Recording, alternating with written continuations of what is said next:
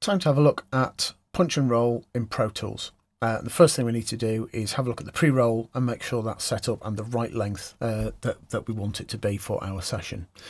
The place we find the pre-roll controls is in the extended transport display, and we can find that at the top right hand side of the edit window. You'll see there's a little drop down arrow. Click on that and here we have our expanded transport selection. So if we click on that, here we have now pre-roll, post-roll and a fade in length of times. The pre-roll is currently switched on and it's set to 3 seconds. If I switch that off, that's now switched off, that's now switched on. The other place we can find our pre-roll settings, if we go into the window menu and open transport, or there's the keyboard shortcut there as well.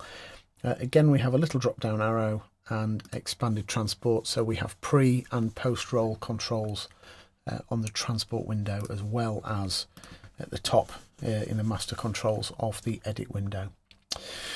The only other thing to think about before we actually get on and demonstrate the recording is what happens when we record arm a track.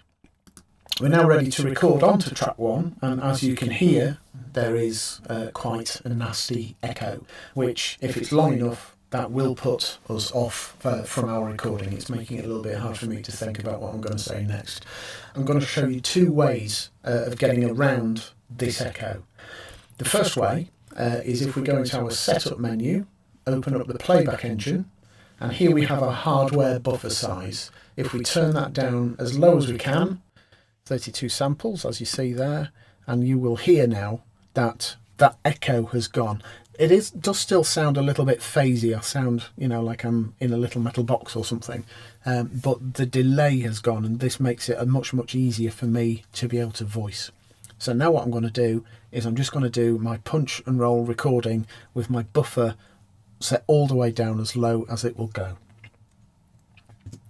Here I am doing a demonstration of punch and roll in ProTools. And oh no, something has gone wrong. I'm going to put my playhead to where I want to do that pickup. My pre-roll is switched on, so let's just go straight into record again. Demonstration of punch and roll in ProTools. And everything is going perfectly. So let's have a listen to that now. Here I am doing a demonstration of punch and roll in ProTools. And everything is going perfectly. That's one method, and that works quite well. There is another method that we can do with that, and for this other method we are going to be leaving the buffer on as high as it previously was here. So we now have that delay back, but what we're going to do is we're going to mute the track that we're going to be recording onto.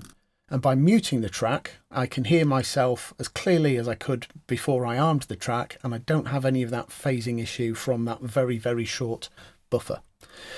So what I then need to do is create another track and keep that ready because I will be using that. So here we go. This is how my alternative method for punch and roll will work in ProTools. Here I am doing a second demonstration of punch and roll in ProTools, and something has gone wrong again. All I need to do now is drop that down onto that subsequent track, pull that back so the mistake has gone, put my playhead where I need it to be, and off we go. Demonstration of punch and roll in ProTools, and everything is going perfectly.